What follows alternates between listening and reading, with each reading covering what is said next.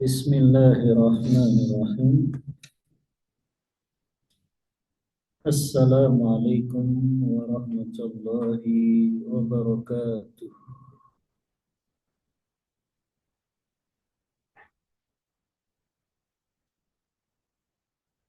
Innal hamdalillah hamdan katsiran tayyiban mubarakan fih kama yuhibbu rabbuna wa yarda. Wa asyhadu an la ilaha illallah wahdahu la syarika lah. Wa asyhadu anna Muhammadan abduhu wa rasuluh. Allahumma salli wa sallim ala nabiyyina Muhammadin sallallahu alaihi wasallam wa ala alihi wa ashabihi wa man tabi'ahum bi ihsanin ila yaumiddin, amma ba'd.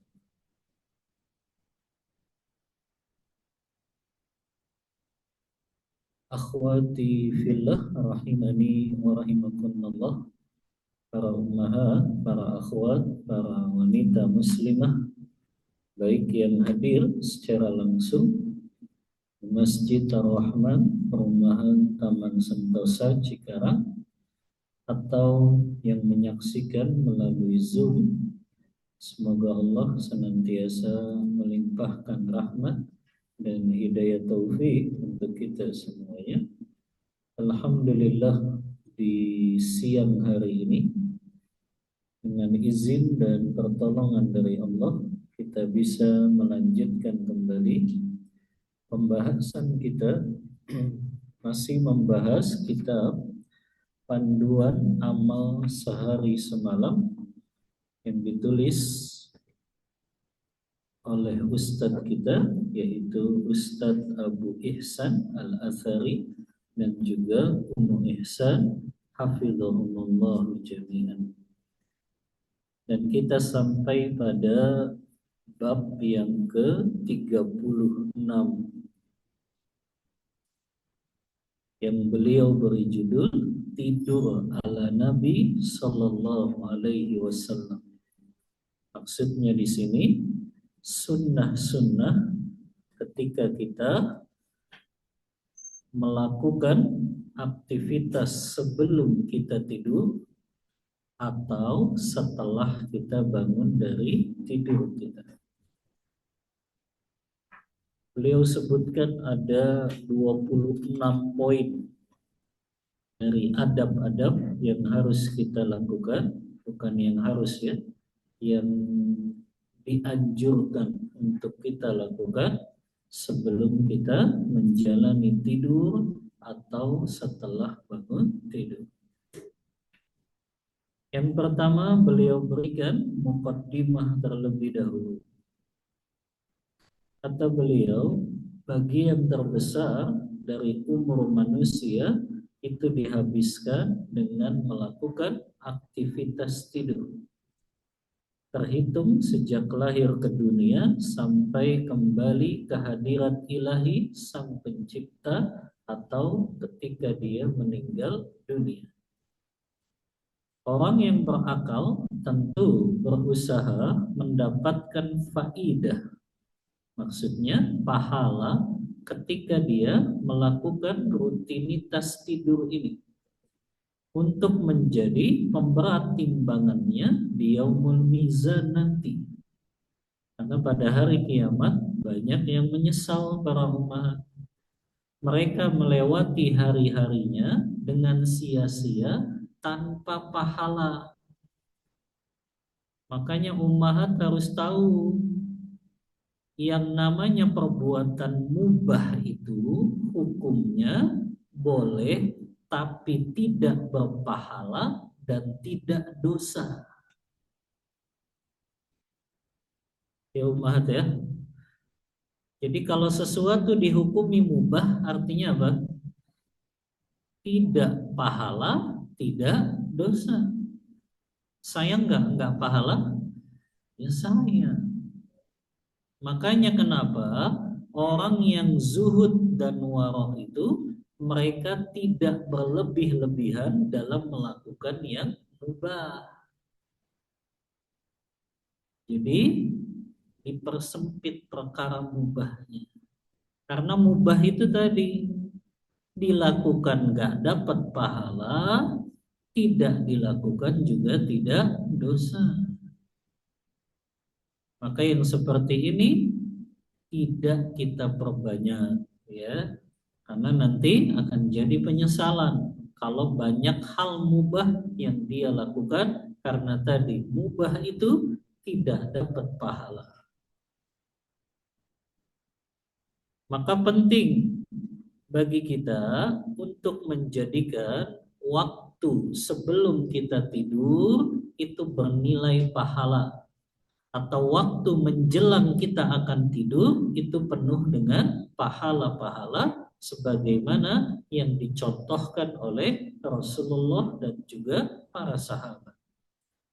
Bahkan di sini ada asar dari Abdullah ibnu Umar ibnu Khattab radhiyallahu anhuma. Beliau mengatakan, aku mengharap pahala dari tidurku sebagaimana aku mengharap pahala dari sholat malamku. Bagus ini kata-katanya di garis bawahi. Aku mengharap pahala dari tidurku sebagaimana aku mengharap pahala dari sholat malam. Sehingga sebelum beranjak tidur, niatkan tidur yang kita lakukan ini untuk menyegarkan badan kita kembali, mengembalikan semangat kita, atau niatkan untuk bangun sholat malam. Maka yang seperti ini tidurnya tidak menjadi mubah lagi, tapi menjadi ibadah yang berpahala di sisi Allah Ta'ala. Apalagi selain kita niat baik ketika akan melakukan tidur, kita iringi juga dengan sunnah-sunnah Rasulullah sebelum kita melakukan tidur.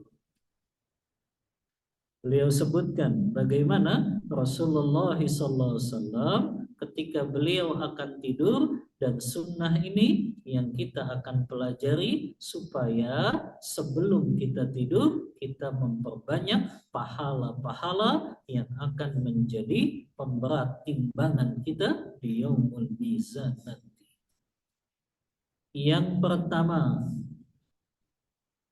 sunnah sebelum kita tidur tidak kekenyangan sebelum tidur. Kenapa? Karena kekenyangan sebelum tidur membuat perut seseorang ini, jangan merasa tersindir ya umat, bertambah buncit, dan ini membahayakan kesehatannya. Di samping itu juga kekenyangan membuat orang sulit bangun sholat malam. Atau yang lebih parah, subuhnya juga terlambat. Belum lagi mudarat yang lain yang kalau itu dibiarkan akan menjadi kumpulan-kumpulan penyakit di dalam perutnya. Makanya Rasulullah SAW bersabda apa? Tidak ada wadah yang lebih buruk di dalam diri manusia melainkan itu adalah perut-perut kita. Makanya Ibnu Rajab ketika menjelaskan hadis ini, tidak ada tempat yang lebih buruk di dalam anggota tubuh ini melainkan perut. Kata beliau, karena perut yang terus-menerus diisi sampai kekenyangan, maka itu akan menyebabkan sumber dari segala penyakit. Mahat lihat, banyak makan itu sampai kekenyangan, penyakit apa saja Mahat? Gula, diabetes, apalagi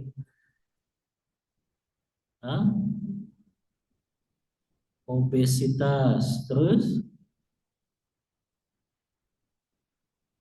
jantung, ya kan? Jantung itu kan penyumbatan kan? ya. Itu salah satunya kolesterol tinggi, ya. Maka yang seperti ini kita hindari, usahakan makan itu sebelum jam 8 lah ya. Jadi jangan lebih dari jam 8 karena itu menjelang tidur. Itu akan menyebabkan susah bangun malam. Yang kedua, adab sebelum tidur, mencuci tangan jika terdapat bekas kotoran. Berdasarkan sabda Nabi Shallallahu Alaihi Wasallam, "Man nama wa fi yadihi ghamarun wa lam yaghsilhu fa asabahu syai'un fala yalumanna illa nafsah." Kata Rasulullah, hadis ini diriwayatkan oleh Imam Ahmad, Abu Daud, Imam Tirmidzi, Ibnu Majah, dan hadis ini disahihkan oleh Syekh Albani dalam Sahihul Jami'. Rasulullah mengatakan, barang siapa yang tidur dan di tangannya terdapat kotoran yang belum dicuci olehnya, lalu dia terkena suatu mudarat, maka janganlah ia menyalahkan selain dirinya sendiri. Yang dimaksud ghamarun dalam hadis ini yaitu bekas-bekas kotoran, sisa-sisa daging atau yang sejenisnya yang dikonsumsi oleh manusia. Bahkan para pakar kesehatan mereka menyebutkan tuh mudarat yang banyak kalau seseorang meninggalkan kotoran dalam tangannya dan dia tidak cuci itu. Di antaranya apa? Itu menarik perhatian hewan-hewan yang berbahaya. Bisa digigit tikus, serangga, ya. Nah, ini kan berbahaya. Orang tidur gak cuci tangan, akhirnya masih ada bekas kotoran di situ, itu yang menjadi hewan-hewan menyerang kepada tangannya tersebut. Nah, ini adab yang kedua, sebelum tidur cuci tangan kalau mendapati ada bekas kotoran-kotoran. Yang ketiga, bercelak dengan batu celak. Ismit itu batu celak, ya.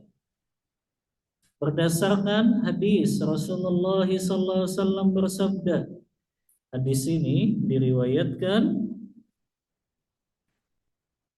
oleh Ibnu Majah dalam kitab sunannya. Hadis ini disahihkan oleh Syekh Albani dalam Sahihul Jami'. Kata Rasulullah, "Alaikum bil ithmi di indan naumi fa innahu yajlul basara wa yumbitu sya'ra."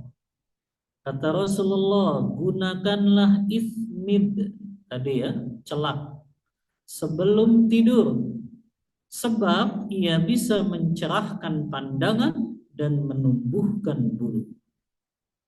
Maka di sini Rasulullah menjelaskan apa?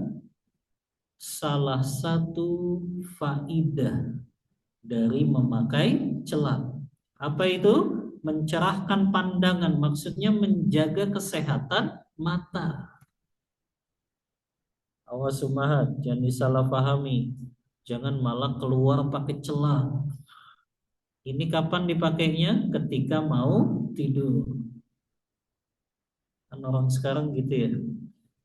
Biasanya malah sengaja keluar, ya, matanya biar bulu alisnya tebel dipakein, ya, celak kayak gini.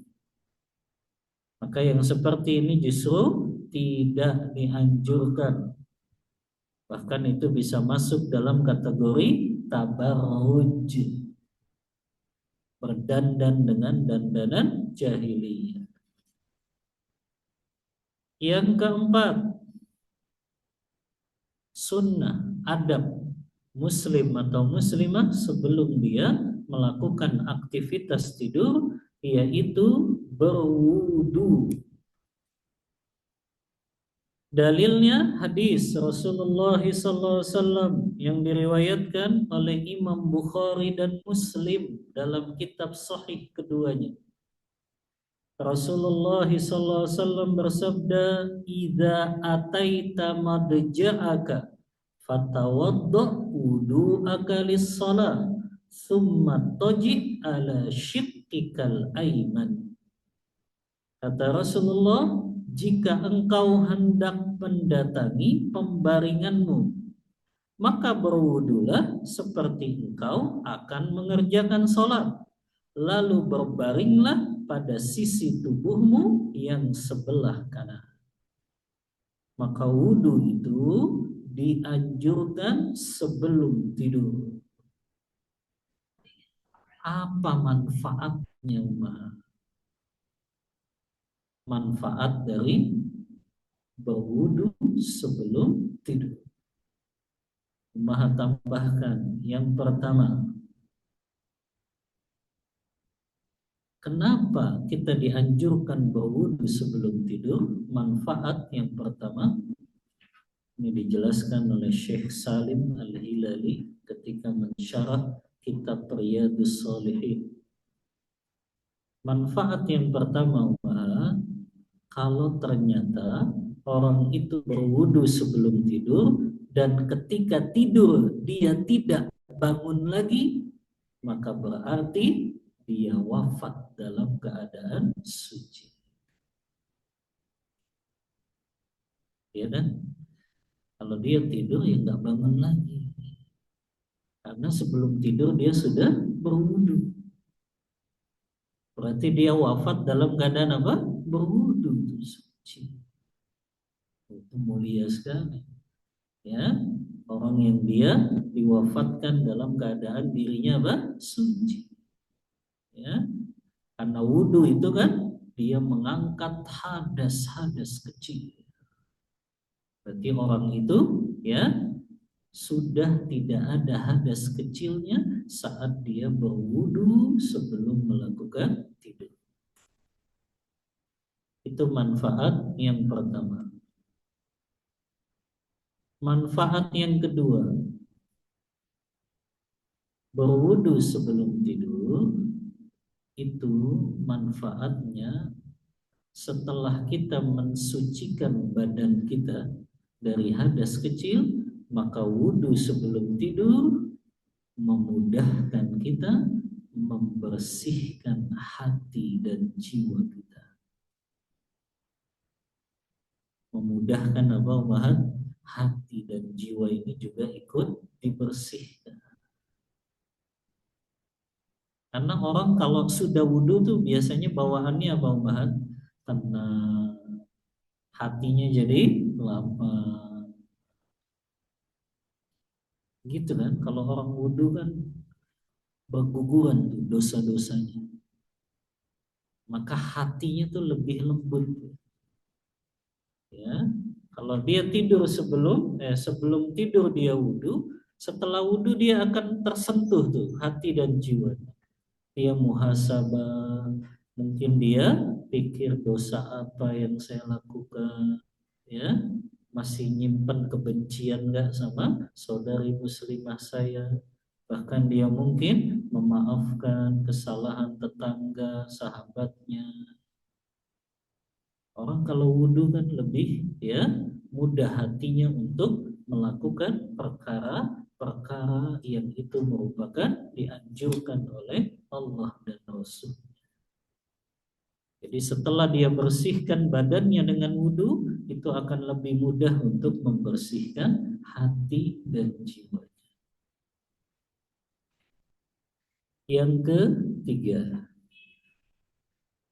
manfaat dari berwudu sebelum kita melakukan tidur, yaitu orang yang berwudu sebelum tidur maka dia terhindar dari gangguan syaitan.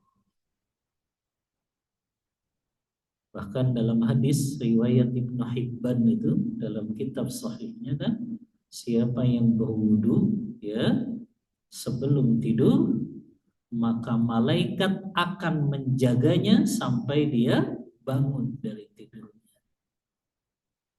Bahkan malaikat bukan sekedar menjaga umat, malaikat mendoakan orang yang sedang tidur itu. Allahumma ghafir lahu, Allahumma rahmah.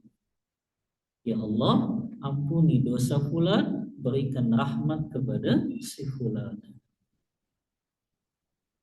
Nah ini umat salah satu solusi supaya mimpinya bukan mimpi buruk.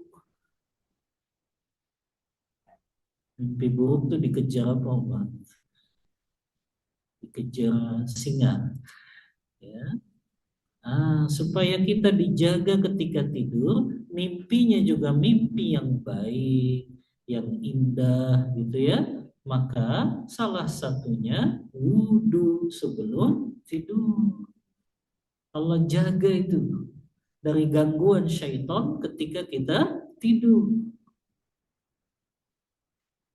Makanya yang suka mimpi buruk, coba suruh dia wudhu sebelum tidur. Ya, masuk anak-anak, ya, kadang begitu ya, anak-anak tiba-tiba bangun-bangun nangis karena mimpi buruk. Suruh dia wudhu, kemudian baru tidur. Nah, ini manfaat wudhu. Ya, hari ini kan kaum muslimin meremehkan. Mereka lebih rajin menjaga gosok gigi sebelum tidur daripada wudhu sebelum tidur. Bagus sih gosok gigi itu adalah bersiwak juga. Tapi yang lebih utama juga dia berwudu juga sebelum tidurnya. Nah ini kalau kita mau dijaga dari gangguan syaitan, dari usil-usilnya syaitan, jaga wudu sebelum kita tidur. Berapa manfaatnya? 3. Apa yang pertama tadi?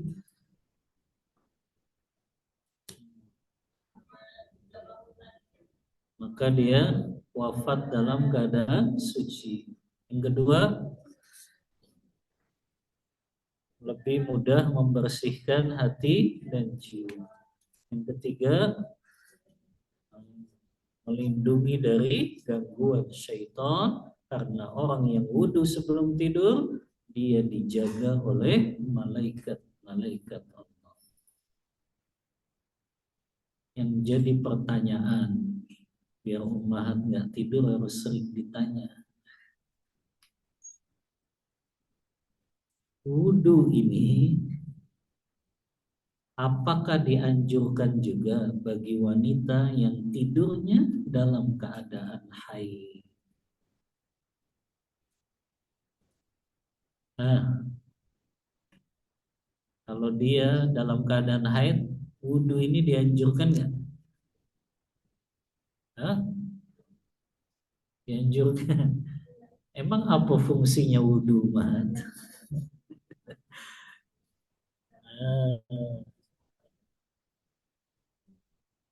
Makanya walaupun ini menurut para ulama madhab Syafi'i, yaitu Ibnu Hajar Al-Asqalani dan Imam Nawawi. Mereka berpendapat ini tidak berlaku bagi wanita yang haid. Karena kenapa? Karena wanita haid wudunya itu tidak bisa mengangkat hadas. Kecuali haidnya sudah selesai, darahnya nggak keluar. Cuma dia belum mandi aja. Nah yang seperti ini baru tetap dianjurkan dia berwudu. Tapi kalau darahnya masih terus keluar, maka menurut Imam Nawawi dan Ibnu Hajar Al-Asqalani tidak dianjurkan berwudu. Karena dia belum apa? Belum selesai dari haidnya. Paham nggak, Umahat? Berarti untuk wanita yang sedang haid, menurut sebagian ulama tidak dianjurkan dia berwudu sebelum tidur. Kalau haidnya darahnya masih keluar tadi. Walaupun menurut sebagian ulama yang lain nggak apa-apa, dia tetap berwudu walaupun tidak mengangkat hadasnya tadi. Ini yang keempat. Yang kelima, adab ketika akan tidur, mencuci kemaluan dan berwudu atau bertayamum ketika berada dalam kondisi junub. Jadi jika dia mau tidur dalam keadaan junub, ya, maka disunnahkan apa? Mencuci kemaluannya, kemudian berwudu. Kalau dia malas wudu, boleh dengan tayamum. Ingat, ini berlaku untuk siapa? Mereka yang mau tidur dalam keadaan junub. Sebagaimana itu pernah dilakukan oleh Rasulullah Sallallahu Alaihi Wasallam.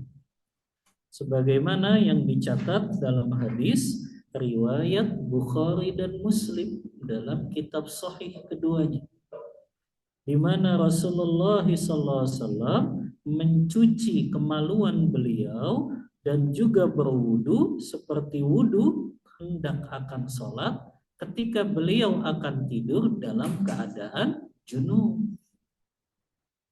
Maka Rasulullah, ya, mungkin junubnya di sini setelah berhubungan dengan istri beliau.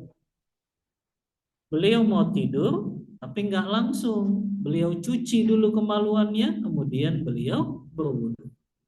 Dalam riwayat yang lain, Rasulullah menggauli salah seorang istri beliau, lalu Rasulullah malas bangun, maka beliau pun melakukan tayamum. Beliau lakukan apa? Tayamum. Allah, ya, malas bangun dari tempat tidurnya. Tapi ingat ya, dalam keadaan apa ini? Junub. Kalau dalam keadaan junub boleh, malas bangun, maka cukup dengan melakukan tayamum saja. Maka ini namanya apa? Rukhsah. Keringanan dari syariat. Tapi sebetulnya kalau dia bangun dan berwudu itu jauh lebih utama. Tapi syariat ngasih rukhsah, tahulah kalau suami istri habis berhubungan kan biasanya malas bangun sudah. Makanya syariat memberikan rukhsah, keringanan. Kalau dia malas untuk wudu, maka cukup dia tempelkan tangannya ke dindingnya, kemudian dia melakukan tayamum. Ini yang keberapa? Yang kelima. Yang keenam, adab sebelum tidur, membaca beberapa surah dari Al-Quranul Karim. Yang pertama, dianjurkan membaca surah As-Sajdah dan surah Al-Mulk. Ada keutamaan ya. Walaupun hadisnya umum, siapa yang membaca surah Al-Mulk setiap hari, maka itu akan menghindarkan dia dari azab kubur. Nah, walaupun sebetulnya nggak harus malam, karena di hadis ini nggak disebut harus malam. Ya, intinya dia ada baca Al-Mulk ya di hari, di setiap hari, apakah di pagi, siang, sore atau malam, maka tetap tuh dia dapat ya keutamaan terhindar dari azab kubur. Tapi memang sebagian ulama memahaminya itu dibacanya khusus di malam hari. Makanya mereka memasukkan itu ke dalam sunnah sebelum tidur. Sempatkan baca surah Al-Mulk. Ya. Kemudian yang kedua disebutkan juga, tadi hadisnya dianjurkan membaca surah As-Sajdah dan surah Al-Mulk. Hadisnya riwayat Imam Ahmad, Imam Tirmidzi, Imam Ad-Darimi, dan hadis ini disahihkan oleh Syekh Albani dalam Silsilatul Ahadits As-Sahihah. Yang kedua, dianjurkan juga membaca surah Al-Isra dan Az-Zumar sebelum tidur. Dalilnya ada dalam hadis riwayat Imam Ahmad, Imam Tirmidzi, Imam Al-Hakim, dan hadis ini juga disahihkan oleh Syekh Albani bahwasannya Rasulullah SAW membaca surah Al-Isra dan surah Az-Zumar sebelum beliau tidur. Ya, tapi kayaknya agak berat kalau baca semuanya kan. Maka minimal kita baca apa? Surah Al-Mulk sebelum kita tidur.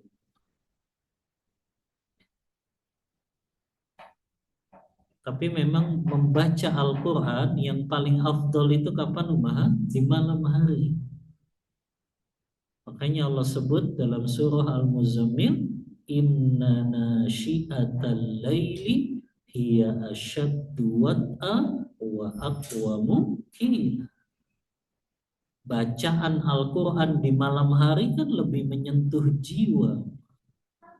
Ya, makanya membaca Al-Quran yang paling afdol tuh di malam hari. Beda itu pahalanya antara baca Al-Quran di siang hari dengan di malam hari. Makanya agak berat karena pahalanya juga lebih besar. Yang ketujuh, sunnah sebelum tidur juga, ya, sebagaimana yang dipraktekkan oleh sahabat Abu Hurairah, di mana Abu Hurairah berkata, Ausani khalili bisalas. Rasulullah berwasiat kepadaku dengan 3 perkara. Apa saja itu? Yang pertama, an asuma salasata ayyamin min kulli syahrin. Rasulullah berwasiat agar aku berpuasa 3 hari setiap bulan. Puasa apa? Ayyamul bid. Yang kedua, an usalliyat duha. Rasulullah berwasiat kepadaku untuk sholat duha. Yang ketiga, wa an usalliyal witra qabla an arqud. Dalam riwayat lain, wa an utiro qabla an arqud. Agar aku sholat witir sebelum aku tidur. Maka ini disunnahkan bagi mereka yang kebiasaannya sebelum subuh itu nggak bisa bangun. Maka dia lakukan witirnya kapan? Sebelum tidur.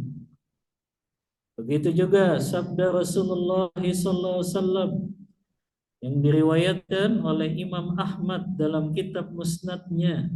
Di sini disahihkan oleh Syekh Albani dalam Sahihul Jami'.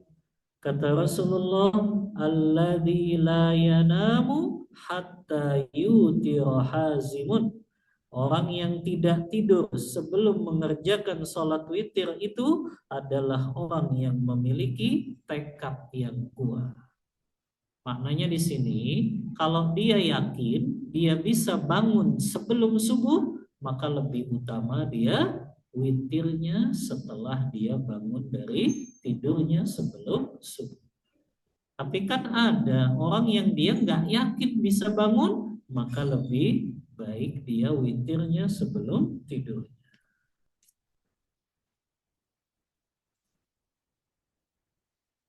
Paham Umahat? Yang kedelapan, segera tidur kecuali ada keperluan. Jadi tidur cepat tuh mah itu sunnah. Selama kita nggak punya aktivitas lain yang itu lebih berpahala. Kecuali ummahat ada majelis ilmu masih habis isya nanti lanjut lagi sampai jam 10. Jam 10 lanjut lagi majelis ilmu sampai jam 1 ya. Kalau seperti itu ya nggak apa-apa, ada alasan majelis ilmu. Tapi kalau ternyata nggak ada aktivitas kecuali ya sudah istirahat tidur, maka nggak perlu malah apa? Bincang sana dengan teman-teman yang nggak jelas. Yang sunnah itu Mbak, setelah sholat isya, sebelum kita tidur juga, yaitu bincang-bincang dengan suami. Itu sunnah Mbak, sebagaimana hadis dari Abdullah bin Abbas radhiyallahu anhuma. Hadis ini dicatat oleh Imam Muslim dalam kitab sahihnya. Kata Abdullah bin Abbas, "Bittu ila baiti khalati Maimunah." Aku pernah bermalam di rumah bibiku Maimunah yang merupakan istrinya Rasulullah. Ternyata Abdullah bin Abbas dengar, fatakallama summa raqada. Ternyata Rasulullah sebelum tidur berbincang-bincang dengan istrinya Maimunah. Makanya sunnah ummahat, jangan suaminya ditinggal tidur duluan. Ya, ngobrol lah, ya, membincang-bincangkan. Bahkan Ibnu Hajar al-Asqalani menempatkan hadis ini dalam babnya itu, eh, bab tentang berbincang-bincang ilmu di malam hari. Padahal yang namanya bincang suami istri kan nggak selalu ilmu. Tapi Ibnu Hajar memasukkan ini dalam bab berbincang-bincang malam, yaitu berbincang ilmu di waktu malam.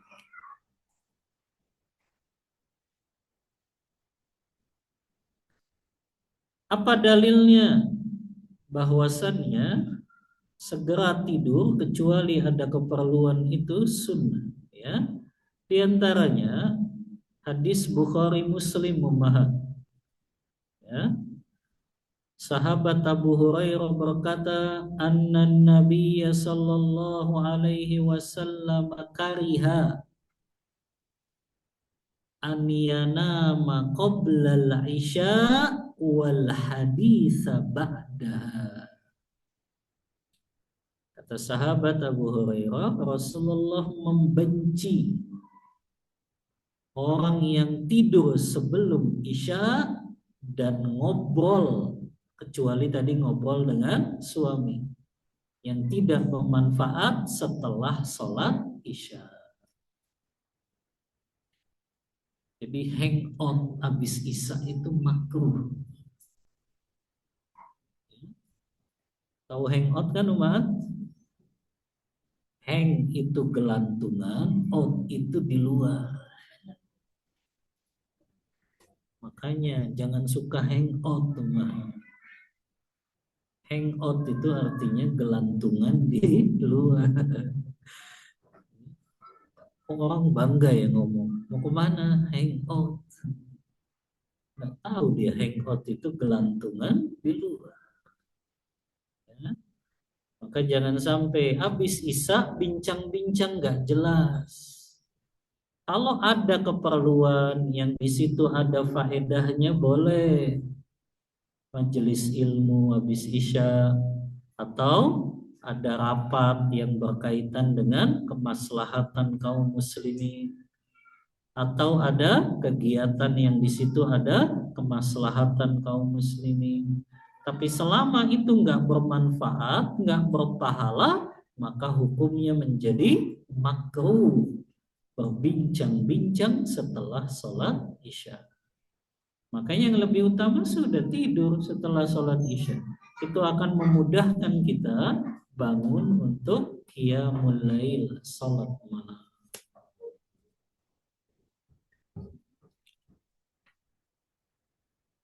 Anak-anak mainnya di luar, anak-anak. Nanti ke dalamnya kalau udah selesai kajiannya. Yang kesembilan, sunnah adab ketika sebelum tidur. Kata beliau hafizahullah, pengarang kitab ini, menutup pintu rapat-rapat dan menguncinya. Menutup pintu ya sebelum kita tidur itu sunnah, dianjurkan umat.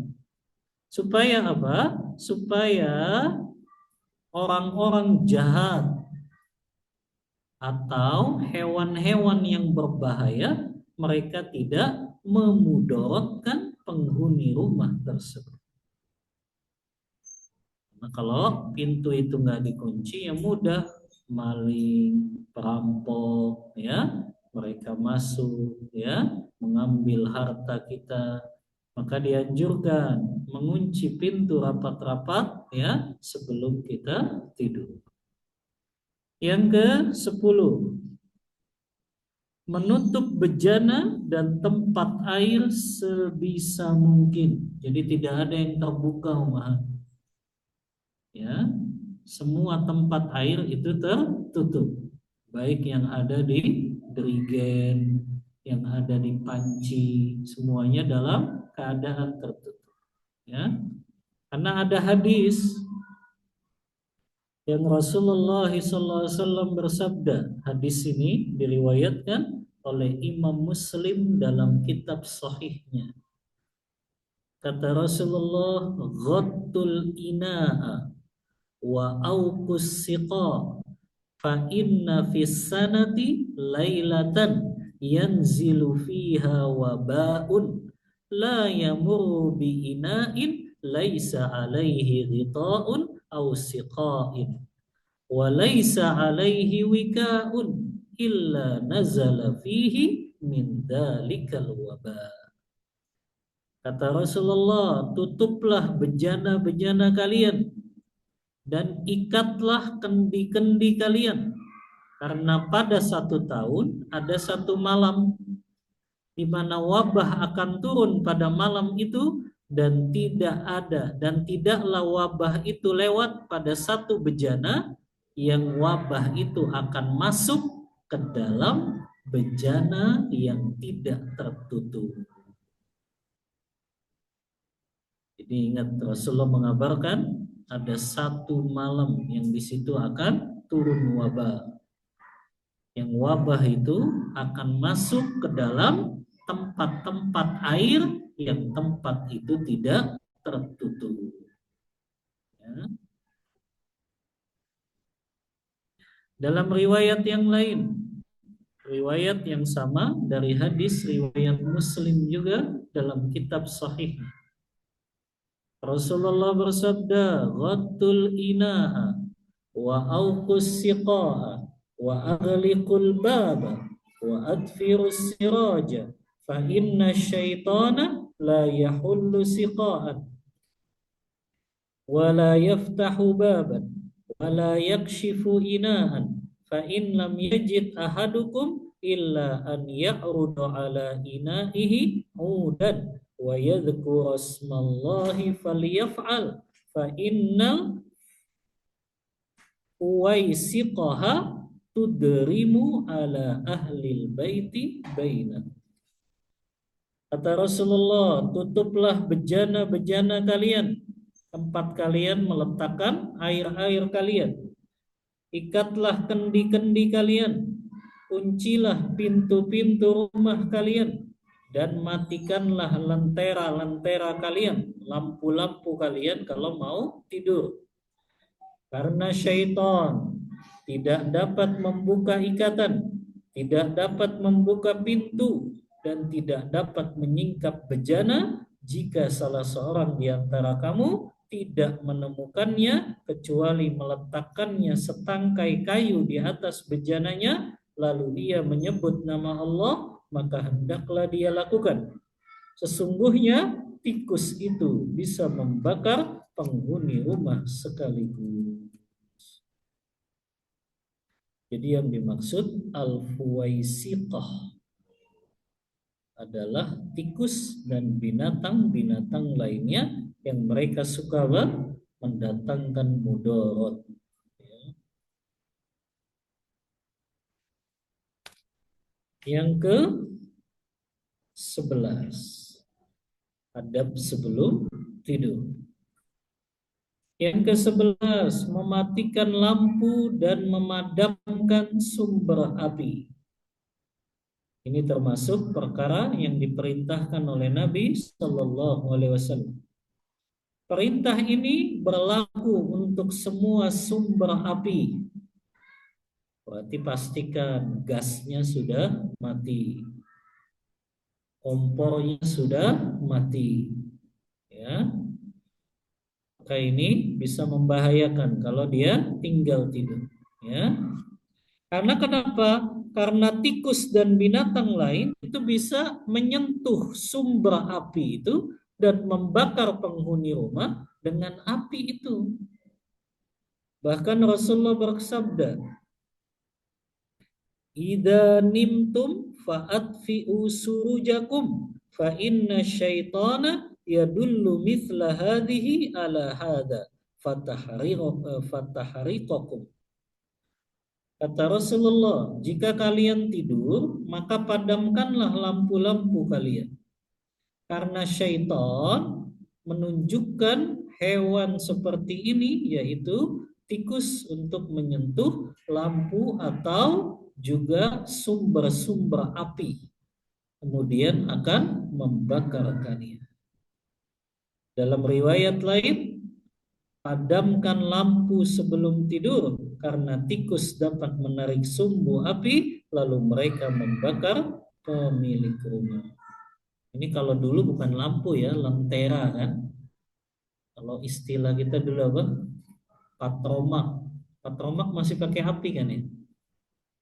Iya, makanya disuruh padamin kalau mau tidur.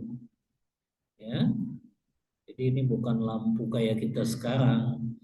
Ya, kalau itu kan lebih ke listrik. Tapi yang dimaksud lampu kayak patromak dulu tuh. Makanya kalau mau tidur ya dimatiin karena bahaya. Hewan seperti tikus atau kucing ya, dia bisa datang dan dia nyenggol, itu akhirnya menjadi penyebab kebakaran di rumah tersebut. Dalam hadis yang lain, tadi hadisnya diriwayatkan oleh Abu Dawud, Ibnu Hibban, Imam Al-Hakim, dan hadis ini disahihkan oleh Syekh Al-Albani. Adapun hadis tadi bahwasannya padamkanlah lampu sebelum tidur karena tikus dapat menarik sumbu api dan membakar pemilik rumah, itu riwayat Bukhari dan Muslim. Riwayat yang lain, hadis Bukhari Muslim, "Inna hadhihi an-nar innama hiya aduwwun lakum fa idza nimtum fatfi'uha ankum." Sesungguhnya api ini adalah musuh bagi kalian, maka jika kalian tidur, padamkanlah api tersebut. Ini riwayat Bukhari Muslim. Riwayat Bukhari Muslim yang lain, "La tatrukun nara fi buyutikum hina tanamun." Jangan kalian biarkan api menyala dalam rumah kalian sementara kalian tidur. Lihat bagaimana Islam begitu sempurna aturannya, umat. Ya, diatur ini sebelum tidur jangan sampai ada sumber-sumber api yang masih menyala. Karena itu bisa membahayakan diri mereka, harta mereka, barang-barang mereka, bahkan anak-anak dan keturunan mereka. Ini yang ke-11. Yang ke-12, sunnah atau adab sebelum tidur agar tidur kita berpahala, berniat untuk bangun mengerjakan sholat malam. Ini keutamaan niat tuh di sini, bahas. Ya, keutamaan niat, walaupun dia tidak jadi melakukannya, dia tetap dapat pahala. Rasulullah bersabda dalam hadis riwayat Nasa'i, Ibnu Majah, Al-Hakim, dan hadis ini disahihkan Syekh Albani dalam Irwaul Ghalil. Kata Rasulullah, "Man ata firasyahu wa huwa yanwi an yaquma yusalli minal laili faghalabathu aina hatta asbah kutiba lahu ma nawa wa kana naumuhu shadaqatan alaihi min rabbih azza wa jalla." Kata Rasulullah, barang siapa yang mendatangi tempat tidurnya dan ia niat bangun untuk mengerjakan sholat malam, tapi ternyata dia kebablasan, bangun-bangun pas azan subuh, nggak sempat untuk qiyamul lail, maka tetap ditulis baginya pahala atas apa yang ia niatkan dan tidurnya menjadi sedekah baginya dari Allah Azza wa Jalla. Tapi niatnya betul-betul niat yang diiringi dengan tekad yang kuat tuh maha. Jangan cuma niat aja, tapi nggak ada usahanya, ikhtiarnya untuk bangun. Tetap kita siapin alarmnya. Kita tidur dengan menghadap ke sebelah kanan. Karena itu membuat tidur ya lebih mudah bangunnya. Tapi kalau tidurnya telentang, boleh nggak tidur telentang, Mat? Hah? Boleh nggak tidur telentang? Hah?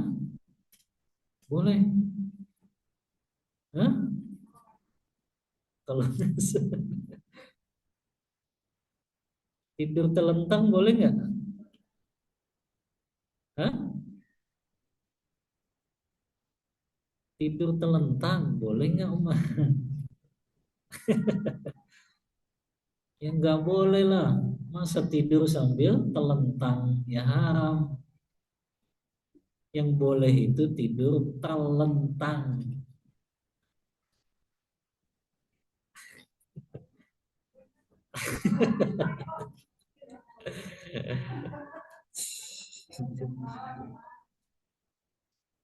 Wah, Ummahat baru nyambung ini. Nggak boleh tidur sambil nelentang, itu nggak boleh.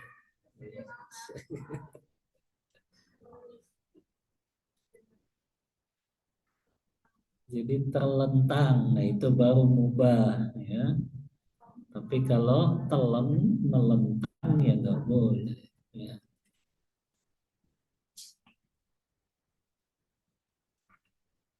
Lanjut yang ke-13. Sunnah sebelum kita tidur mengebut tempat tidur kita seraya membaca bismillah. Apa bahasanya selain mengebut? Hah? Mengebas. Ya. Kalau saya dulu perasaan bilangnya itu menggebuk malah. Gebukin kasur sebelum tidur. Ya. Jadi jika ingin tidur itu dikebut ya pembaringannya 3 kali maha seraya membaca basmalah. Berdasarkan hadis Rasulullah SAW, yang hadis ini diriwayatkan oleh Imam Bukhari dan Muslim dalam kitab sahih keduanya. Rasulullah bersabda, "Idza awa ahadukum ila firashihi falyakhudh dakhilata izarih falyanfud biha firashahu waliyusammillaha fa innahu la ya'lamu ma khalafahu ba'dahu ala firashih." Kata Rasulullah, jika salah seorang dari kalian mendatangi tempat tidurnya, hendaklah ia meraih bagian dalam kain miliknya, kemudian dia mengebutnya ke pembaringan, seraya menyebut nama Allah. sebab ia tidak mengetahui apa yang terjadi atas tempat tidurnya tersebut setelah dia tinggalkan. Kalau dulu pakai kain ya, kalau sekarang pakai apa, Mah? Sapu lidi. Ya, selain sapu lidi pakai apa tuh? Hah? Rotan. Jadi banyak lah ya sekarang bisa dikebut-kebut itu ya. Bagian atas spraynya ya yang kita tinggalkan. Ternyata ini sunnah ummahat, sebelum kita tidur dikebutkan dulu. Begitu juga apabila seseorang bangun dari tempat tidur untuk suatu urusan lalu kembali lagi, maka hendaklah ia mengebut tempat tidurnya dengan kain 3 kali.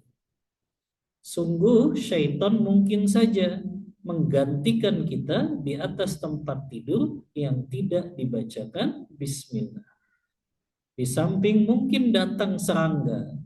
Ya mungkin sih ya, kita bangun tidur ke kamar mandi, bisa aja ada serangga kan datang. Makanya tetap disunnahkan umat. Ketika kita bangun di tengah malam ya kita kebut lagi. Ya, tapi kalau ada anak ya jangan terlalu keras di sebelahnya kan, ya dikebut lagi. Ya. Oleh karena itu Rasulullah bersabda, "Idza qama ahadukum an firashihi, tsumma raja'a ilaihi falyanfudhu bisonfati izarihi salasa marrat, fa innahu la yadri ma khalafahu alaihi ba'du." Kata Rasulullah, jika salah seorang dari kalian bangkit dari tempat tidurnya lalu kembali lagi, maka hendaklah dia kebutkan tempat tidurnya dengan kain sebanyak 3 kali. Karena dia tidak tahu apa yang terjadi di atas tempat tidurnya setelah dia tinggalkan. Ya, maka ini umahat ya, sunnah dikebutkan sebelum kita tidur atau tadi ya, ketika kita bangun di tengah malam, kemudian kita balik lagi, sebelum naik lagi ke atas tempat tidur kita kebutkan lagi. Ya. Ada sunnah, nggak tahu ini dituliskan nggak di sini. Ketika kita terbangun di tengah malam, maka membaca doa atau zikir yang disertai doa. Mahat ngamalin nggak ini? Kalau terbangun di tengah malam, ya, apakah mau pipis gitu ya? Setelah pipisnya mau tidur lagi, baca doa dulu, baca zikir ini. La ilaha illallah wahdahu la syarikalah lahul mulku wa lahul hamdu wa huwa ala kulli syai'in qadir. Kemudian alhamdulillah wa subhanallah wa la haula wa la quwwata illa billah Allahumma ghafirli, baru dia doa dengan doa yang dia inginkan.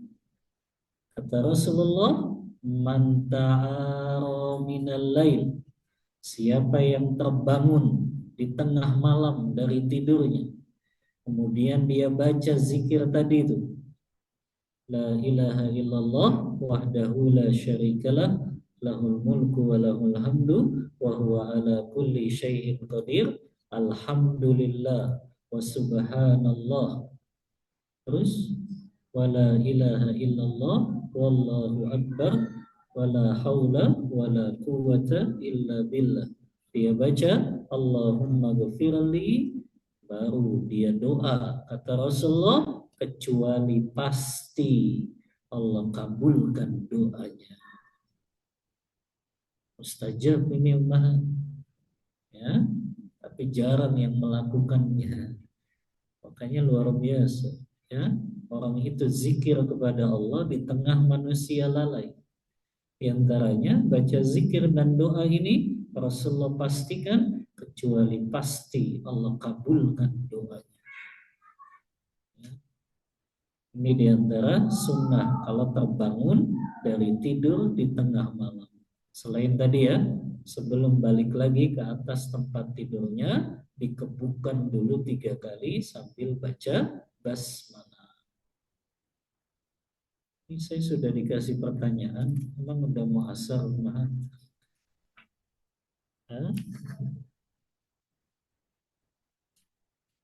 Berarti dicukupin materinya. Si panjang. Apa-apa lah ya, setengahnya baru mahat 13 karena totalnya 26 adab tidur ini. Berarti yang ke-14 sampai 26 kita lanjut di pertemuan selanjutnya biiznillah ta'ala. Baik, untuk materi karena cukupkan, kita buka diskusi dan tanya jawab. Wassallallahu ala nabiyyina Muhammadin wa ala alihi wa sahbihi wasallam.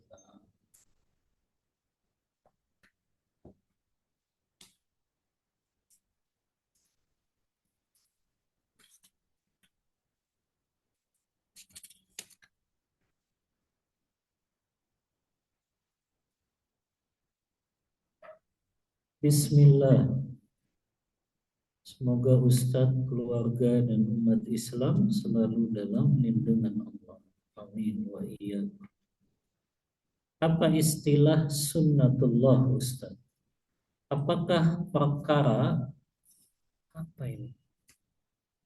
Oh, apakah perkara-perkara yang termasuk sunnatullah? Sunnatullah itu adalah ketetapan Allah yang sudah tidak bisa diubah lagi. Ya, maka kalau itu sudah dianggap sebagai sunnatullah, maka nggak bisa untuk diubah. Ya, contohnya apa sunnatullah? Sunnatullah yang namanya laki-laki itu suka kepada wanita. Itu sudah sunnatullah. Makanya kalau ada laki suka laki, itu namanya penyimpangan seksual. Ya, karena ketetapan Allahnya sudah begitu. Sunnatullah juga kalau orang pengen punya anak, maka dia harus nikah. Karena nggak akan ada lagi yang seperti Hawa, yang seperti Nabi Adam, dan seperti Nabi Isa. Nggak akan ada lagi itu. Ya, yang dilahirkan tanpa bapak dan ibu. Siapa? Ada. Yang dilahirkan tanpa ibu. Siapa? Siapa yang dilahirkan tanpa ibu? Umahat? Ya Hawa lah. Yang dilahirkan tanpa bapak, Nabi Isa. Nah itu sunnatullah. Kalau kita mau punya anak ya berarti harus nikah. Kalau nggak nikah maka nggak bakal punya anak. Makanya kan ahli demografi memprediksi orang asli Jepang itu akan punah. Karena lupa kalau nggak salah tahun 2050 karena orang asli Jepang nggak mau menikah. Ini namanya mereka melawan sunnatullah. Karena memang tujuannya itu nggak mau nikah karena nggak mau punya anak. Punya anak dianggap repot. Nah ini kan dimensinya orang kafir begini. Beda kan dengan dimensi kita. Mukmin itu nikah ibadah, punya anak ibadah. Karena itu panen pahala. Orang yang nikah, oh dia pahalanya besar. Suami pahala menafkahi, istri pahala melayani suami. Punya anak besar juga pahalanya. Apa pahalanya? Mendidik anak, mendoakan anak, ya. Belum manfaatnya nanti setelah kita wafat, anak-anak kita memohonkan ampunan untuk kita, mendoakan kita. Lihat, makanya orang-orang yang melawan sunnatullah ini pasti mereka kehidupannya bakal sengsara. Ya, nggak bisa seseorang itu nggak menikah, ya, kalau dia ya pengen punya keturunan, pengen punya anak, maka dia harus menikah. Itu namanya sunnatullah.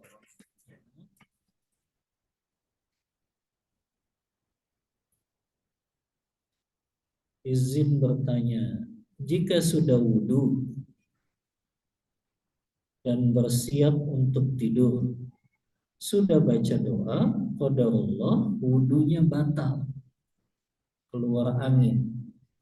Apakah wudhunya diulang lagi? Ya iyalah, namanya wudhunya batal. Karena sunnah sebelum tidur itu tadi wudhu, wudhunya nggak batal. Karena tadi kan manfaatnya supaya ketika dia wafat nggak bangun lagi, maka dia wafat dalam keadaan suci, dalam keadaan berwudu. Ya. Maka kalau wudhunya batal, maka dia harus mengulanginya lagi, baru dia tertidur. Wallahu ta'ala a'lam bishawab.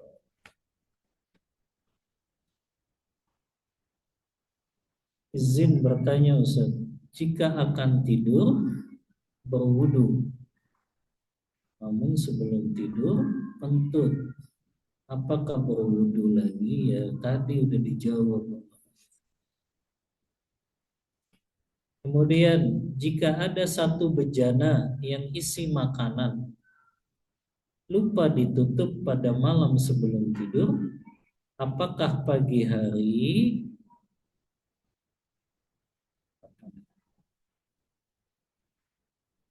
apakah pagi hari apa ini? Hah?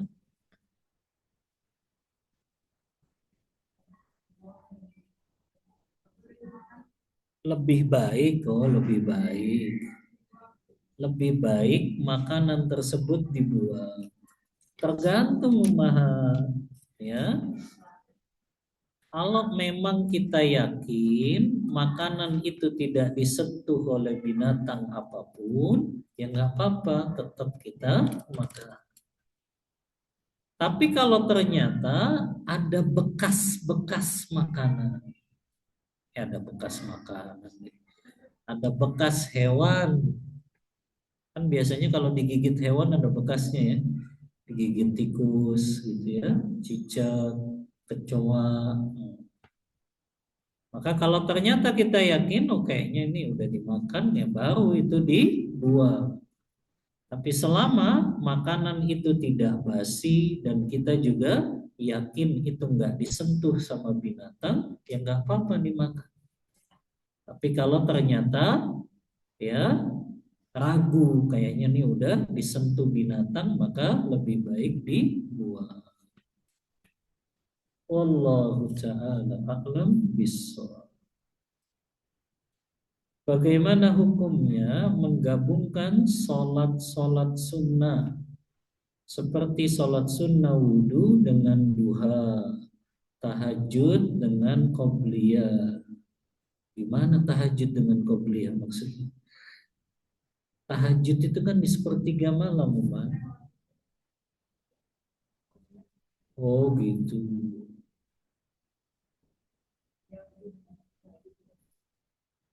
Di sini wudhu dengan duha, dengan sholat tahajud, dengan sholat qobliyah. Oh, gabung empat gitu.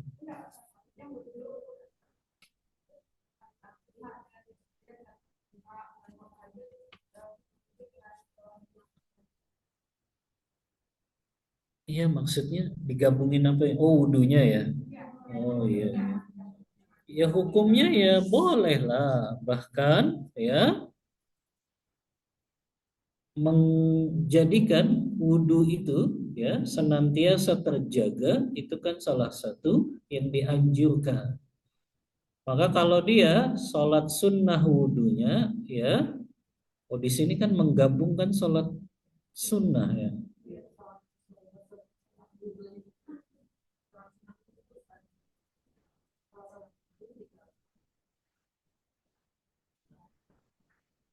Oh iya, selama sholat itu hukumnya sama-sama sunnah maka boleh.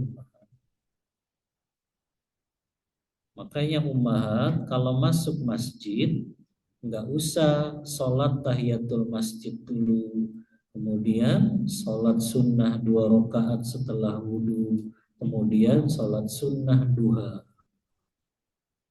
Itu kan kepanjangan. Cukup 2 rakaat saja bisa digabung. Tahiyatul masjid 2 rakaat setelah wudhu dan duha. Tuh, orang kalau belajar ilmu agama, ibadahnya lebih simpel, ya, ibadahnya lebih simpel, ya, nggak repot kan, jadinya, ya, 2 rakaat bangun lagi, 2 rakaat bangun lagi, ya, maka nggak perlu. Kalau memang hukumnya sama-sama sunnah semua sholat itu, maka boleh untuk digabungkan niatnya. Wallahu ta'ala a'lam bissawab.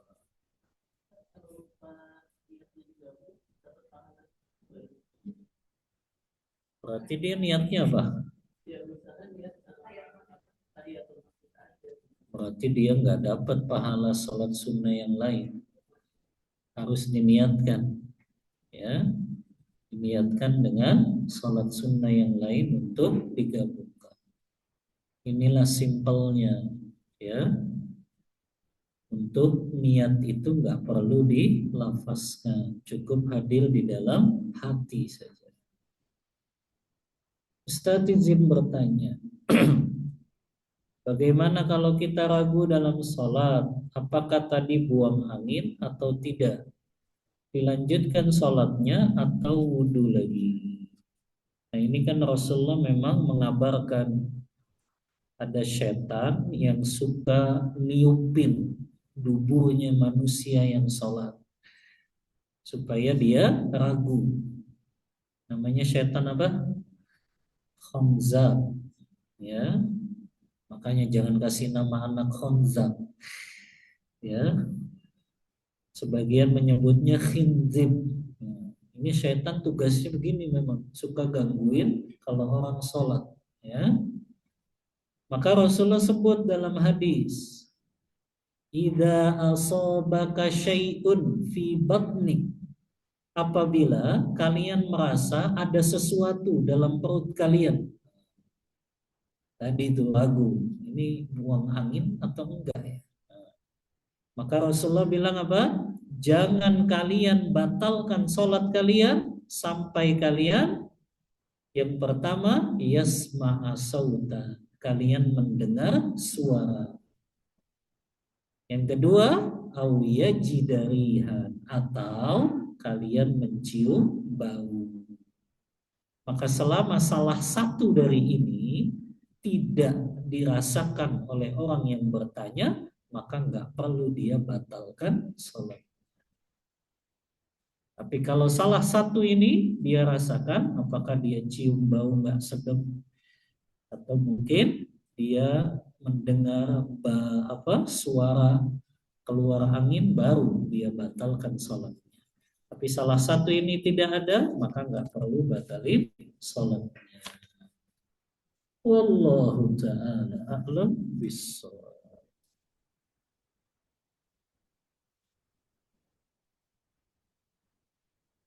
Di Zoom. Ahsanallahu ilaikum wa iyyak. Izin bertanya Ustaz. Untuk wanita yang sedang haid, apakah boleh membaca surah Al-Quran yang tadi disebutkan? Apakah berwudu juga disunnahkan? Kalau untuk membaca Quran, maka pendapat lebih kuat, iya, tetap dia baca, tapi tanpa menyentuh mushaf. Karena pendapat yang lebih kuat, wanita haid, dia boleh membaca Al-Quran dengan syarat tidak menyentuh mushaf Al-Quran. Kalaupun dia ingin menyentuh mushaf, maka dia harus memakai penghalang. Penghalangnya bisa sarung tangan atau berupa kain, ya. Maka ini boleh, tapi yang lebih utama sih nggak perlu nyentuh mushaf, walaupun pakai penghalang sekalipun, karena itu lebih keluar dari perbedaan pendapat di kalangan para ulama. Adapun berwudu tadi Anda sebutkan ada dua pendapat di kalangan ulama. Kalau dia dalam keadaan haid, sebagian ulama tidak perlu untuk dia berwudu karena wudunya itu tidak mengangkat hadas besarnya. Tapi sebagian ulama tetap menganjurkan untuk berwudu juga. Tapi wallahu alam, ya, yang lebih anak kuatkan nggak apa-apa, tetap berwudu walaupun dia dalam keadaan haid sekali. Wallahu ta'ala a'lam bissawab. Assalamualaikum. Waalaikumsalam warahmatullahi wabarakatuh. Ustaz, terkait tayamum tadi, bolehkah dinding yang sudah dicat dan tidak ada debunya digunakan tayamum? Tayamum itu dengan debu yang suci. Tapi kalau ternyata di situ tidak ada debunya, ya nggak boleh. Tapi ada ya, dinding nggak ada debunya. Hah? Kayaknya semua dinding pasti ada debunya. Ya. Tapi kalaupun ada gitu, dinding itu betul-betul nggak ada debunya, ya jangan tayamum di situ. Berarti ganti tayamumnya di atas sofa gitu ya, banyak debunya tuh, ya, atau di atas lantainya. Tapi kalau memang ternyata masih ada debu di dinding, ya sudah, cukup tayamum di dinding. Wallahu ta'ala a'lam bishawab. Ustaz, izin bertanya, bagaimana jika pasangan yang sudah lama menikah tidak dikaruniai keturunan? Maka siapa yang akan mendoakan jika wafat nanti? Yang pertama, tetap berusaha disertai dengan doa.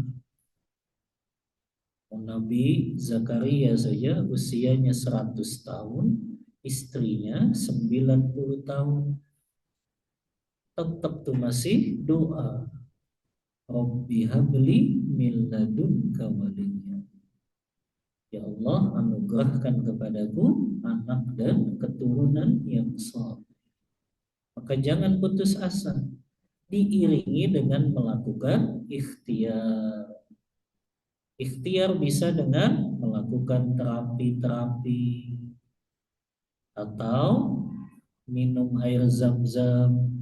Air zam-zam itu kan kalau diminum sesuai dengan apa yang diniatkan.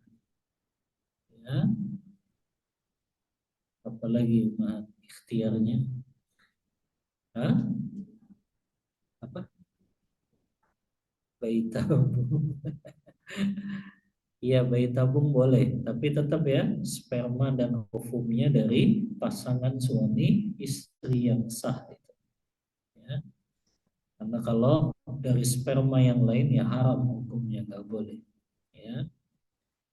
Kemudian banyak doa, ya, doa di antara azan dan iqamah di waktu-waktu yang mustajab di sepertiga malam.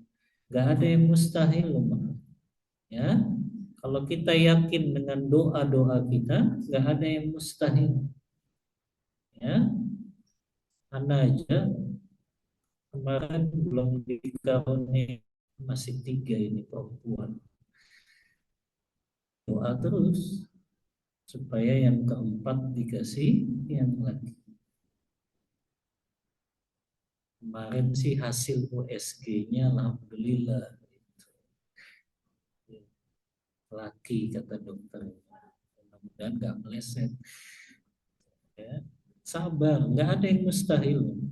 Ya, ketika kita berdoa dengan penuh, ya, ke, kerendahan, ya, dengan betul, ya, betul-betul kita butuh gitu sama anak itu. Ya, doa sama Allah, ya Allah, saya butuh keturunan yang akan mendoakan saya setelah wafat, ya, yang akan mengalirkan pahala kepada saya ketika akan wafat, ketika sudah wafat itu. Lihat, doanya Zakaria itu kan menyebutkan perkara-perkara yang mustahil untuk dia punya anak. Coba baca awal surah Maryam itu, ayat 2 sampai 4 itu ya. Iznada rabbahu nidaan khafiyya. Qala rabbi inni wahanal azmu minni washta'ala ra'su syaiba wa lam akun bidu'aika rabbi syaqiyya. Kan Zakaria tuh menyampaikan perkara-perkara yang dia tuh sudah nggak punya daya dan upaya lagi untuk bisa punya anak. Rabbi ini wahanal azmu. Ya Allah, tulang-tulangku sudah lemah. Artinya sudah tua. Washta'ala ra'su syaiba. Uban-ubanku sudah banyak juga. Tapi lihat kata Zakaria, tapi aku nggak pernah putus asa berdoa kepadamu. Ini kan doa yang menggetarkan itu. Menyebutkan apa? Ketidakberdayaannya di hadapan Allah. Kayaknya menurut hitungan akal manusia, kayaknya mustahil ini Zakaria punya anak. Ya, sudah tua, tulang-tulangnya sudah lemah. Kalau perempuan sudah 60 tahun apa? Sudah menopause gitu ya. Ini kan nggak mungkin. Tapi lihat, Allah itu mampu menghendaki segala sesuatu. Maka jangan pernah ya berputus asa. Ya. Yang kedua, ya, kalau memang la qadarullah sampai tua tidak punya anak atau keturunan, maka bisa mengangkat anak angkat. Ya, anak angkat ini diwasiatin nanti kalau saya meninggal, ya, kamu ya mendoakan saya. Ya, ini kalau la qadarullah gitu ya, sampai tua nggak memiliki anak. Wallahu ta'ala a'lam bishawab. Afwan di luar tema, ada tidak hadis atau dasar-dasar dalam Islam yang membahas tentang tafsir mimpi? Wallahu a'lam, Ana tidak tahu apakah ada hadis atau ya ilmu dalam Islam yang membahas mimpi. Coba nanti Anda cari lagi apakah memang para ulama membahas tentang perkara tersebut. Wallahu ta'ala a'lam bishawab. Ada lagi mah? Cukup? Cukup ya? Sudah mau masuk waktu asar. Mohon maaf bila ada kata-kata yang kurang berkenan di hati ummahat semuanya. Wassallallahu ala nabiyyina Muhammadin wa ala alihi wa sahbihi wasallam. Kita tutup kajian kita membaca doa kafaratul majlis. Subhanakallahumma wa bihamdika asyhadu an la ilaha illa anta astaghfiruka wa atubu ilaik. Walhamdulillahi rabbil alamin. Wassalamu alaikum warahmatullahi wabarakatuh.